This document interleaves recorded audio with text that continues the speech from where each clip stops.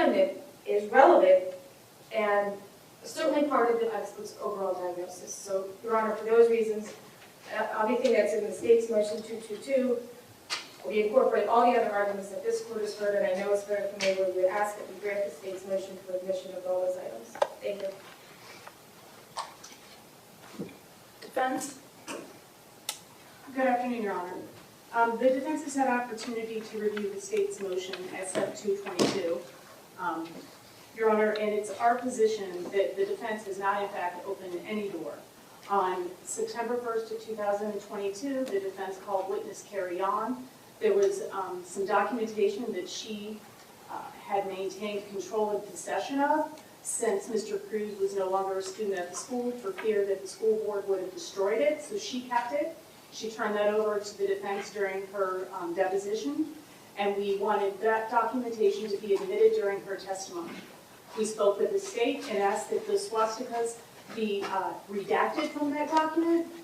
They were in disagreement with that, and we had arguments as to that. We asked the court to redact the swastikas in light of the fact that we had not received a pretrial ruling on SF-202.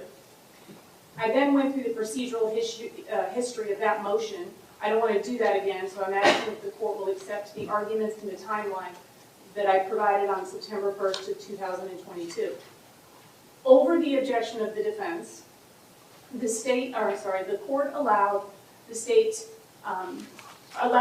indicated that the defense would have to submit all of the documentation with all of the information, specifically the swastikas, that we asked to be redacted. So it was admitted. It was admitted after we had requested that that information be redacted, and without the court giving the defense the benefit of a pretrial ruling like we had requested before the jury was seated, before General Gordire was taken.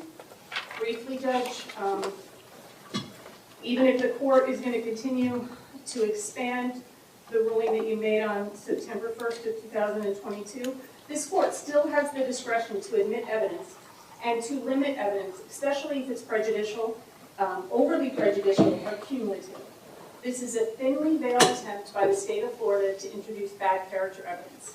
They want to get up there and say, did you see this social media post? Did you see this? Did you say that? Dr. Brandon testified that this information was necessary because, meaning the social media, because it showed a persuasive pattern of disregard for the rights of human beings.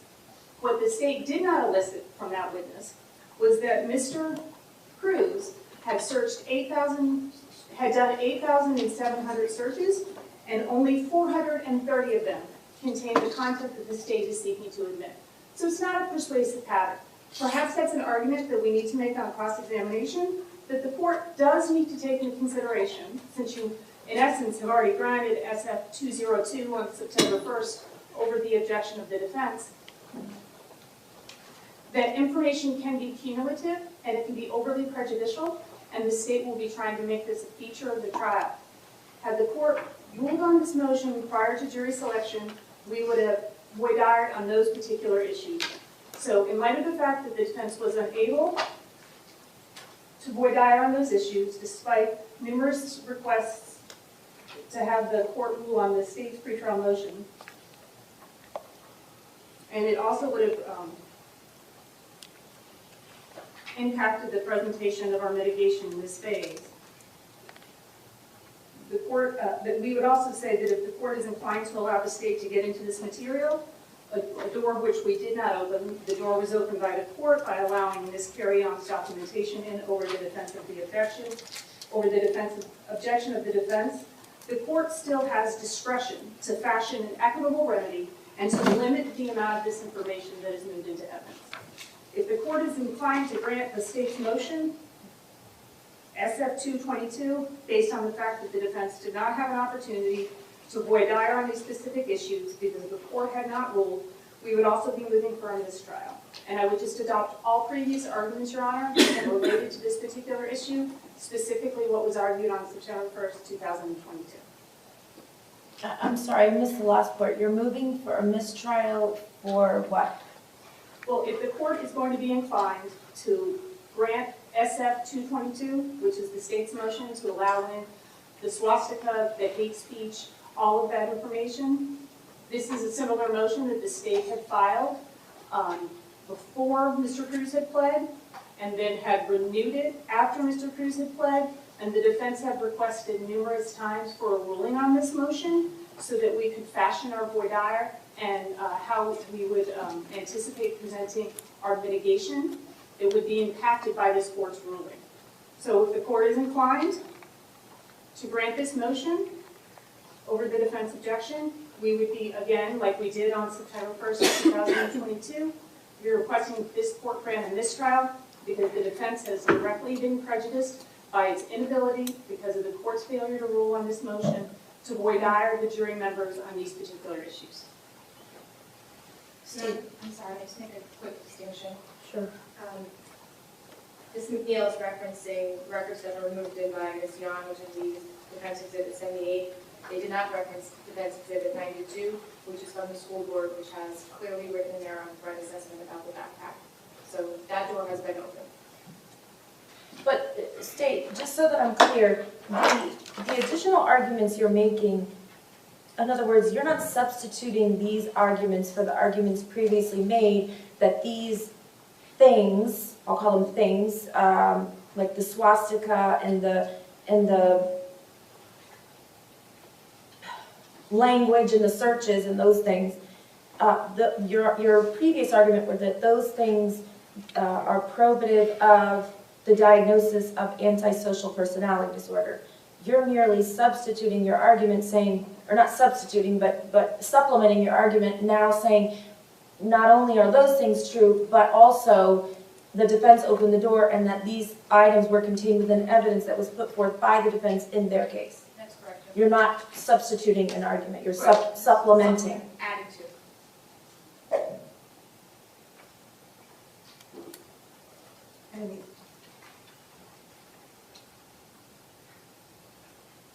That evidence that the defense sought to admit was the documentation from Carry On. We had requested that the court redact the prejudicial information that was contained within those documents, and the court denied that request.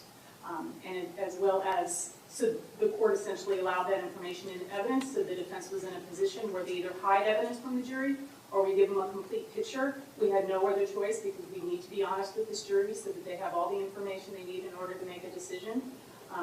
The remainder of the school board records were in fact admitted. Okay, first of all, I didn't keep anything out of the school board records. I specifically asked you all what you wanted out of the school board records, and you didn't know. The state was the one that had to tell you that those prejudicial items were within the school board records. So how could I possibly know what was in them if you all didn't even know it was in them? And you were going to take the time to try to go through it at a later time, and you wanted me to admit them with the caveat that you'd be able to go through and figure out which items you thought were prejudicial, and then you never brought it up again. So I don't know how you could be blaming that on me when I don't know what was in them. You had 5 boxes of records. When I asked you all what portions of those records you wanted out, you didn't know. So Judge, after the court had ruled on the documentation, the composite for Carry On, which allowed in the swastikas, the defense was in a position to make a decision about whether or not we should move in all of the evidence because we didn't want the jury to believe that we had misled them. So when the court allowed the swastikas to be admitted in through Carry On over the objection of the defense and denying our request to have that particular information redacted, we made the decision that we had to admit everything because of the position that we had been placed in. And the court still is required to make a 403 analysis on the additional information that the state intends to see admission of. So we would ask that the court exercise your discretion and apply that 403 balancing test. Judge, I just point out that this was a strategic decision by the defense to admit all of those records. Nobody made them, the court didn't make them, they decided to put them all in, they opened the door, and now the state can go through it.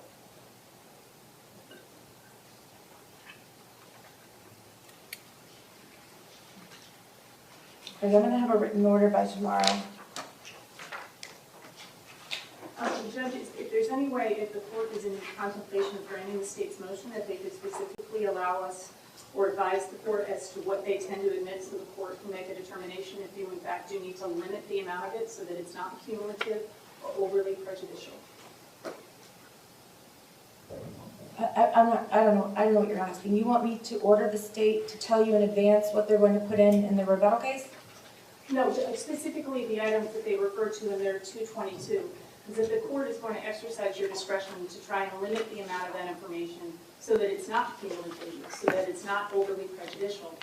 The court doesn't have any way or ability to make that determination, so we would ask that the state advise the court and the defense what information they intend to introduce that supports what they have in SF 222.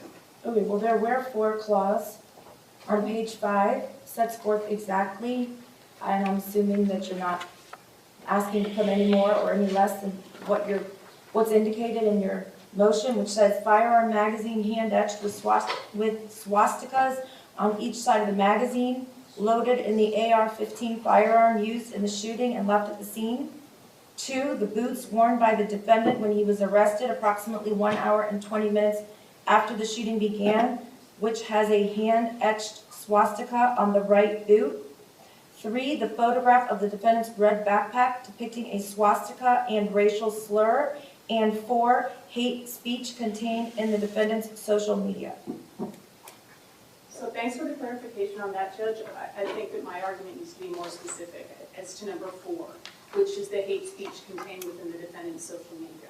There's over 400 potential searches that the state could be relying on, so we would just ask that the court seek some direction from the state so that you can exercise your discretion to make a determination if it's going to be cumulative, overly prejudicial. The court has the ability to limit evidence. It's within your discretion to do that. Thank you. Do you have any idea of whether you intend to use all, some, or? Sure. And you can let me know at a later time also.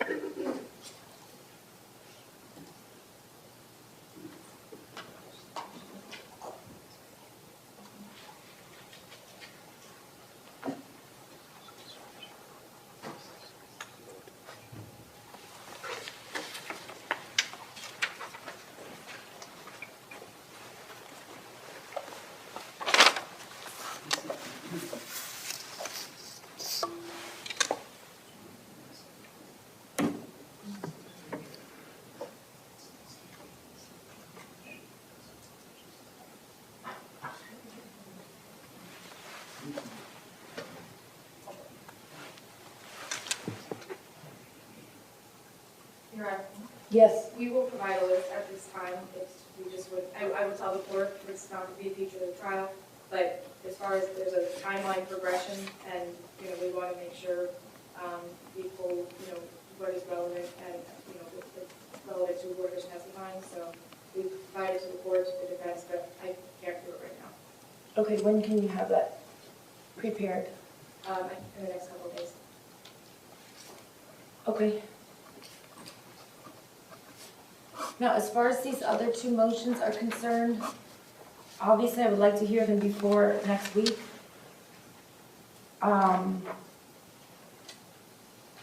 Judge, we would ask if we can come back tomorrow because the court's ruling on DMIL 16, if the court is inclined to limit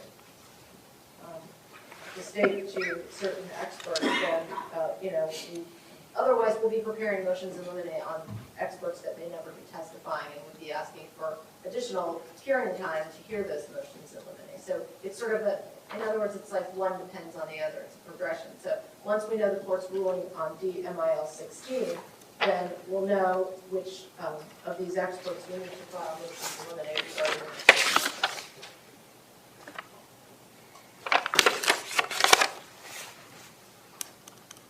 State, I don't mean to put you on the spot, but if I give you like 30 minutes to look this over, can we do it this afternoon, or do you need me to reset it? I am putting you on the spot. It's not my intention, but.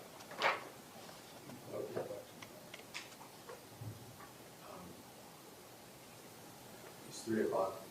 Okay, Your Honor? Sure, today? Yeah. I mean, I assumed we were going to be here all afternoon, so that's fine with me. I appreciate that. And if there's anything else, you all can get together before 3 o'clock? We'll recess till 3, and then we'll come back and I'll hear these, okay? All right, thank you.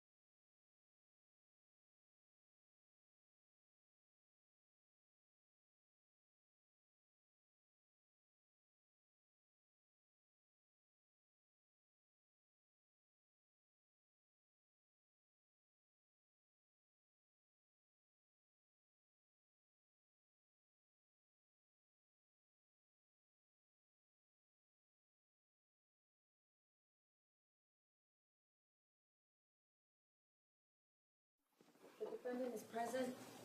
Are you all missing somebody from your side? Mr. Secor's not going to, but we can go forward.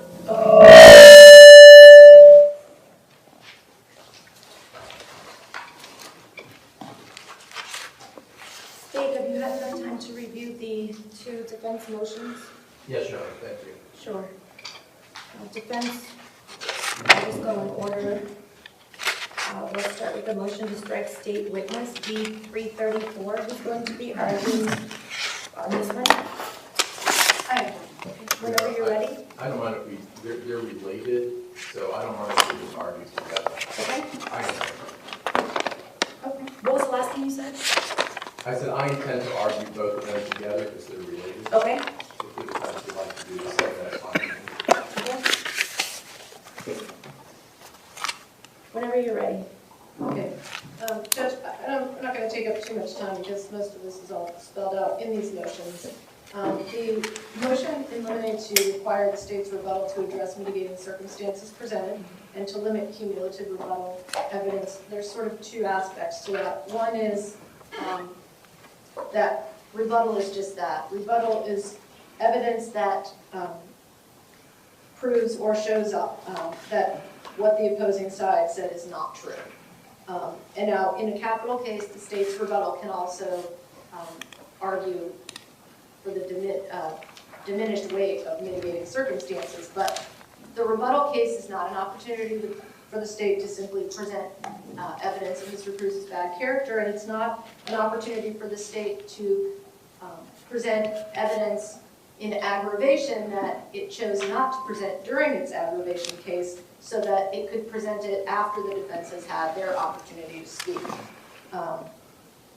The rebuttal has to address mitigating circumstances raised by the defense. And I list on pages 2 and 3 the mitigating circumstances that were presented. Most of these came from our Rule 3202 notice, not all of them. And then going to the experts, and this, the court remembers the litigation that we have with regard to the number of state experts that could evaluate Mr. Cruz. The defense called at trial a speech and language pathologist, Dr. Shamika Stanford, a pharmacologist, toxicologist, Dr. Susan Scully-Danziger, Dr. Paul Connor, a neuropsychologist, and Dr. Kenneth Lyne Jones, who is a medical doctor, albeit an expert in fetal alcohol spectrum disorders. The state has listed and is presumably intending to call, although we don't know this, we just haven't heard anything to the contrary. They have 2 neuropsychologists, 3 forensic psychologists. One of those is the same person. In other words, one is a neuropsychologist and a forensic psychologist, a psychiatrist, and then a psychologist. With a couple of exceptions, and we're not entirely clear on Dr. Gilmet. He is actually, I think, set to be deposed again tomorrow. His referral question initially was to rebut any claim of intellectual disability, which was not raised as a mitigating circumstance. So whether he has anything else to say or not, we don't know at the moment. But, and then Dr. Ferguson, which we'll talk about in just a moment.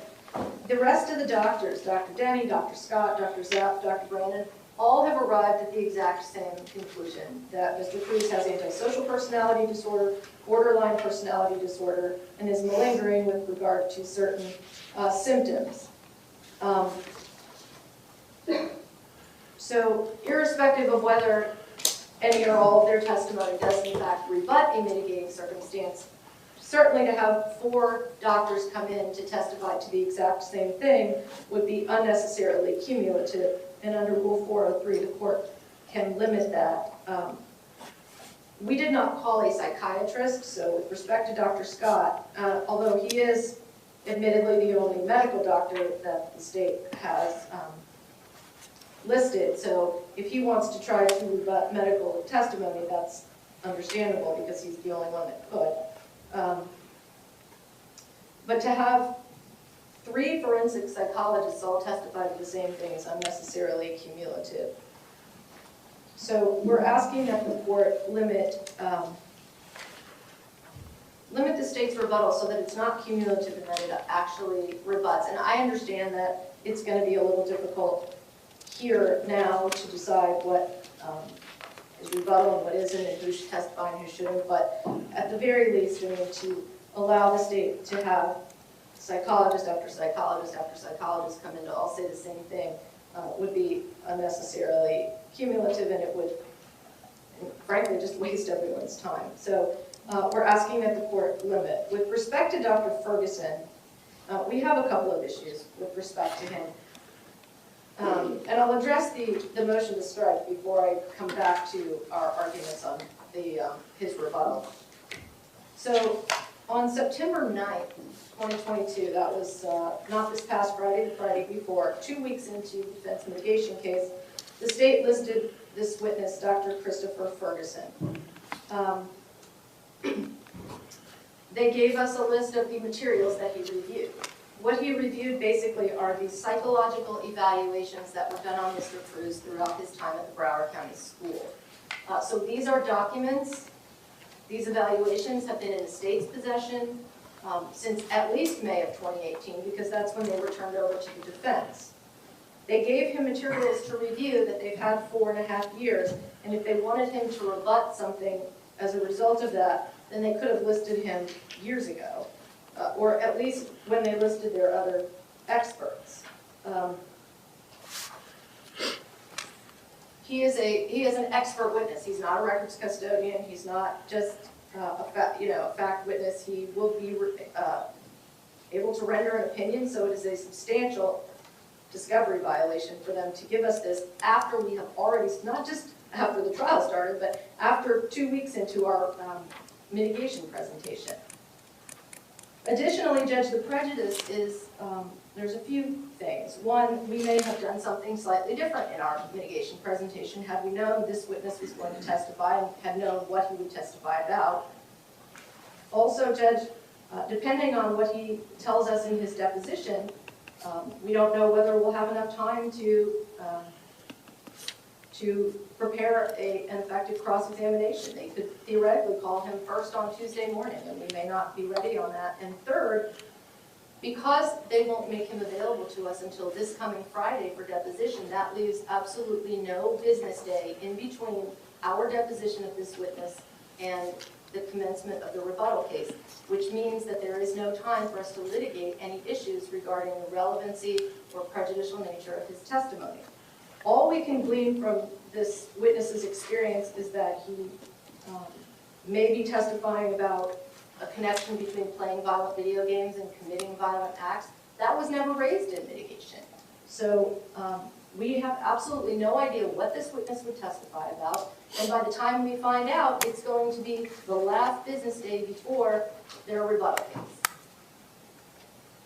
So we're asking that the court strike this witness as a discovery violation, and if the court is not inclined to do that, the court can fashion another remedy, which would be to either make the state produce him sometime earlier this week for deposition, or the court can set aside time on Tuesday and order that the state not call him prior to giving us an opportunity to litigate the issues with respect to his testimony. And again, as I said, if he is going to testify that the research does not support any connection between playing violent video games and committing violent acts, that was not ever raised as a mitigator. It's never been argued by the defense. No expert witness on the defense testified to that, and so it would not be relevant mitigator rebuttal. Thank you. Thank you. State?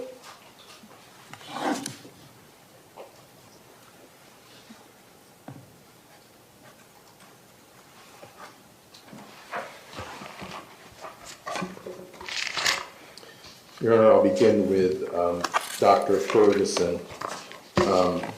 First of all, the defense, so there's a motion to strike State Witness D-334, but in their motion in limine D-MIL 14, they speak of Dr. Ferguson, and I just want to... You said DMIL 14. Do you mean 16? Or do I need Did to... it change? The copy that I sent you was that wrong. Oh, The one I sent you yesterday. Oh, I copied, the one they sent yesterday said 14, so I guess it's 16. But Everything else is. It's the same Everything motion, I don't else need is to the pull, same. okay, I just wanted to make sure I'm on the same document that you're talking You about. say 16, I didn't know what, okay, thank you. So in DMIL 16, the defense in paragraph 16 addresses Dr. Ferguson. And he indeed is an expert in violent video games, social media, and the commission of acts of violence. And the defense says in this motion, it's a little bit different than what they argued in their motion to strike, is that the testimony regarding Mr. Cruz playing violent video games pertained to his unhealthy obsession with playing video games and his inappropriate responses to being prevented from playing them or for losing at his video games. Contrary to what's been argued by the defense, what has been presented, it repeatedly began to come up in the defense case about violent video games. Mr. Gold on August 31st testified they seem to play a lot of violent video game, and that's at page 7548 of the record, line 4. He, on 7557, strike that, that was about Zachary coming over to playing violent video games with Rocky. Mr. Vesey on 9/1 was asked a question, and the record site is 7863. On line 18, the question asked was, did you know about his obsession with video games? And the answer was, through his mom and through our support staff meetings. And then the answer goes on, but it doesn't address until at the end of it about him punching holes in the walls at the home because he would get frustrated with the video games and things of that nature. And then the same day, Miss Carrie Yon, she, from the teacher from West Glades, who appeared, as you might recall, on Zoom, and I think she was in her husband's office, I think in Palm Beach at the time. She testified at page 7786 on lines 3, reading from a record that she had produced. The defense had to read this into the record. I quote, I do not feel that he understands the difference between his violent video games and reality. So the defense, contrary to their argument today, has clearly put his obsession with violent video games into evidence as interfering with his ability to tell the difference between reality and the games themselves. In their motion via MIL 16, they say the evidence came in pertained to his unhealthy obsession. So clearly, that could be a mitigating circumstance, that he had an unhealthy obsession with violent video games. It's clearly a mitigating circumstance. So all of this was August 31st or September 1st of this year. Our records, I'm told that we actually, not that a day matters, but I believe we listed Dr. Ferguson on September 8th, 7 days. The defense says 8 days. I'm sure that doesn't matter. The state has, it's not that we're preventing him from testifying. He has a busy schedule, and there was negotiations, and there was emails exchanged between the defense and the state and Dr. Ferguson, and that was the first time that he was available was the Friday. We have no objection to not putting him on the first day of our presentation so that they have that extra workday if they deem it necessary. But a motion to strike a witness, it's really, they're asking for a Richardson hearing. It's premature. They're going to depose him, so they'll have an opportunity to depose him. The defense, the state has listed him, so, and the argument about the psychological records, that it never had come up before that the defense was going to use violent video games as an unhealthy obsession by their own admission as a mitigating circumstance, or that he can't tell the difference from reality and a violent or a game itself. So it clearly came up during the trial. The psychological records that were given to him were just so that he knows what the defendant was diagnosed with as a child. These are psychological records from the school, so it's just a record so he knows what he was diagnosed. As to whether or not that'll make a difference as to his opinion, the state anticipates that his opinion is that there's no causal relationship between violent video games and killing. And that will be about the extent of his testimony, which the defense will have ample opportunity to take his deposition. So if I can move on now to the rest of their motion, on their motion in limine, I'd like to point out, first of all, the defense has just told you that the list of mitigating circumstances that they intend to use that's contained in this motion is not exhaustive. So the state still has to guess as to what the mitigating circumstances might be. But what they have provided to us in this list, and I just want to highlight some of them, because they go to his mental health defense, such as has neurodevelopmental disorder associated with prenatal alcohol exposure. Now, as their witnesses, their experts testified, that was a DSM diagnosis. Somehow the defense argument is that all we can do in rebuttal is have a witness say, no, that's not the diagnosis. Clearly, that's not an accurate statement of the law. They don't cite any cases that say that. They have put the defendant's mental health in dispute. It is an issue. The state can then present different diagnosis under the DSM, which the state intends to do as to antisocial personality, borderline personality, and that he malingers. I'd also like to point out that the defense also listed impaired social skills, memory deficits, motor function delays, impaired motor skills, neurological impairments, multiple deficits in adaptive functioning, brain damage, executive functioning deficits, independent functioning deficits, cognitive deficits, intellectual deficits, central nervous system abnormalities, developmentally delayed and diagnosed with ADHD and OCD. Now, the defense puts in this list intellectual deficits, and then in paragraph 14, they say the defense did not claim either in its notice, 3.202 notice, or its actual mitigation presentation that Mr. Cruz is intellectually disabled. Now, they claim that he has an intellectual deficit. Now, whether it's deficit or disabled, the state is able to rebut that. The state is able to present rebuttal testimony. This argument should be immediately dismissed. Excuse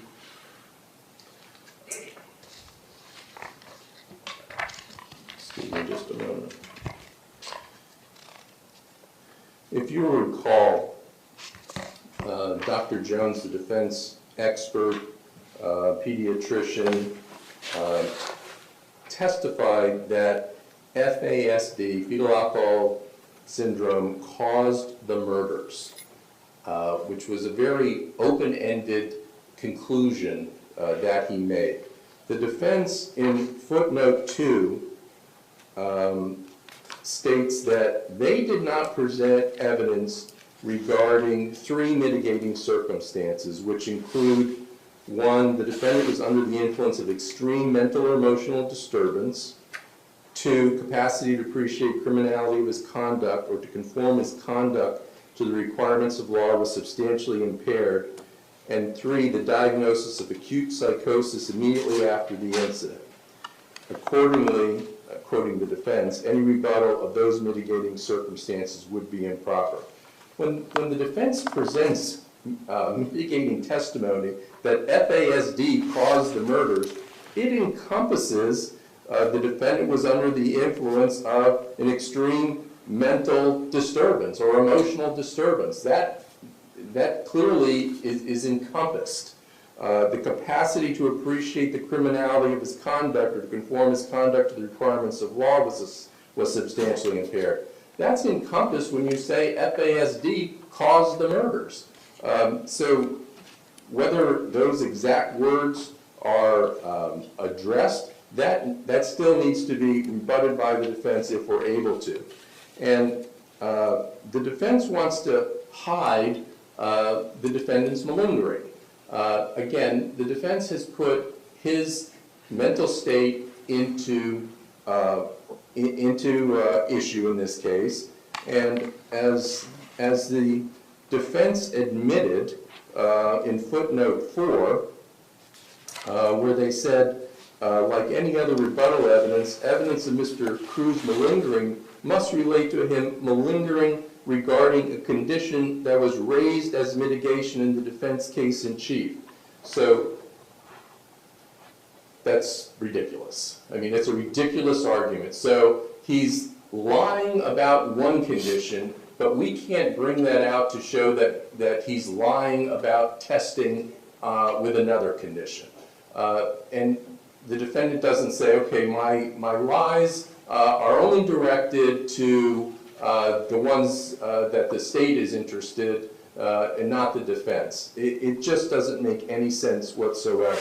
And the defense admits that, and what they're concerned with is that his claim of hearing voices would be improper rebuttal because the defense did not present testimony or any way that he hears voices, in other words, psychosis.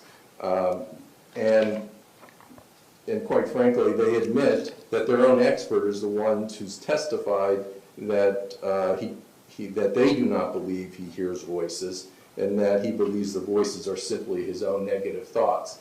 How the defense could say, well, you can do malingering, but only if it relates to antisocial personality, not to something else. Clearly, he put his mental state in evidence. Everything would be fair game, whether or not we do it or not, whether or not we choose to enter that testimony. And that's my next argument, Your Honor. The defense can't just file a motion in limine and say, Judge, tell the state what witnesses they can call and what the witnesses can testify to. How on earth would the court do that, first of all? They have the ability to make objections during the trial as to cumulative evidence, whether or not it properly rebuts. It's not something that the court could possibly rule without hearing the testimony. I want to cite some cases to the court so that the court has some additional guidance, and I'd cite to the court Gutierrez versus Vargas. It is a Supreme Court of Florida case, 239 Southern 3rd 615, a March 22nd, 2018 decision. And in this case, they cite a 4th District Court of Appeal decision. If the court would indulge me reading this section, I think it's very important. In Delgado, D-E-L-G-A-R-D-O, the 4th District Court of Appeal determined the testimony of one orthopedic surgeon was not cumulative to the testimony of a second orthopedic surgeon, both of whom had treated the plaintiff. And that's at 731 Southern 2nd at 11 and 12. The trial court had not entered a pretrial order limiting each side to one expert per specialty. Instead, the district court reviewed a trial court's order granting a new trial on the grounds that the testimony of the two surgeons was cumulative and repetitive. In holding that the testimony of the two surgeons was not cumulative, the Fourth District explained, while two proposed witnesses of the same medical specialty might indicate the possibility of cumulative evidence, the real question is whether they will testify to cumulative opinions based on the same facts. Clearly, a party is not necessarily guilty of calling duplicative witnesses simply because she calls two witnesses of the same medical specialty. The testimony of the second surgeon in this case establishes rather clearly that his evidence was based in part on the same facts and evidence as the first, but also in part on new facts and evidence. Therefore, as a matter of law, it was not cumulative. So we have the defense argument that, well, Dr. Scott, who is an eminent psychiatrist who examined the defendant, he has his examination of the defendant.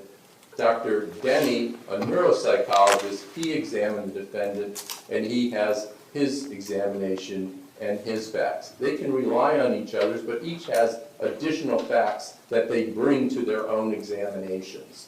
It's just because he's a medical doctor as well doesn't mean he's limited to the FASD characteristics of the defendant's lip. I mean, that argument simply does not fly. The court would have to listen to all the testimony before it can make its determination.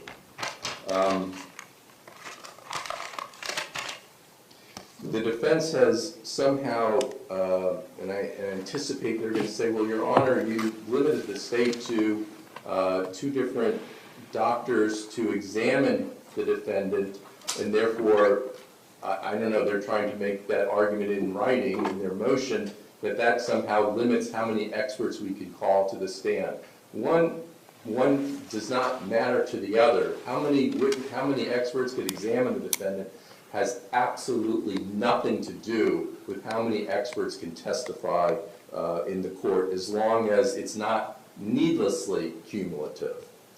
I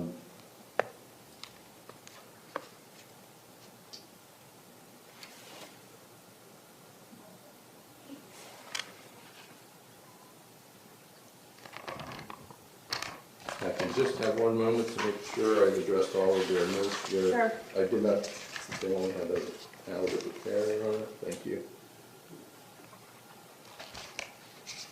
The same would go for the psychologist. The court could not make that decision until they heard from the psychologist. To the extent that this motion just restates about cumulative evidence, the state is aware of that. But rebuttal is not merely as the defense suggests. Your Honor, for all those reasons, the state would ask that both motions be denied. Thank you, Your Honor. Thank you. All right, I'm going to take all of the matters that I heard today under advisement. I'll try to have an order by tomorrow. And Mr. Marcus, I just wanted to make sure, I got the site, but I don't know that I got the name. Is it Gutierrez versus Vargas? Yes. 239 Southern 3rd 615? Yes, and then I quoted from that case Delgado at 731 Southern 2nd, 11 through 12, before DCA. That's at head note 15, if Your Honor. Okay, thank you. Judge, can I just briefly respond? Sure. To things, please? Okay. With respect to the motion to strike Dr. Ferguson, there's a big difference between having a neighbor come in and talk about him playing violent video games, and a principal and a teacher who is not a psychologist, who's not an expert, who said in a record that the state has been in possession of for months and months, and yet didn't find it compelling to hire and list this witness, that I sometimes wondered if he knew the difference between his violent video games and reality. There was no defense expert, and not even these other witnesses, who are simply lay witnesses that just observed that he watched violent video games. No defense expert said that this offense was in any way committed, but because he played violent video games. So that is not rebuttal to anything that the defense has said. And when I said a moment ago that this list may not be exhaustive, and Mr. Marcus's response is we have to guess, they don't have to guess. I said it was not exhaustive because this is based on our 3.202 notice and my recollection of what we presented during the trial. It's not that they have to guess, they were there. Everything has come out from the defense. The defense rested its case. There isn't going to be any more mitigation presented in the defendant's case. So they don't have to guess. It's just, I may not have included every single thing that came out in this motion. Judge, if the court is going to allow Dr. Ferguson to testify, then we're asking that the court order that they make him available sooner than Friday for deposition. And if not, we're asking that the court order that he not be permitted to testify until we are given a fair and full opportunity to litigate any necessary issues regarding his testimony. Thank you. Thank you. Is there anything else for today? No, nothing to say. Okay, well, I'll have those orders too as soon as I can get them done. And other than that, we're in recess. I'll see you all Tuesday at 9 o'clock.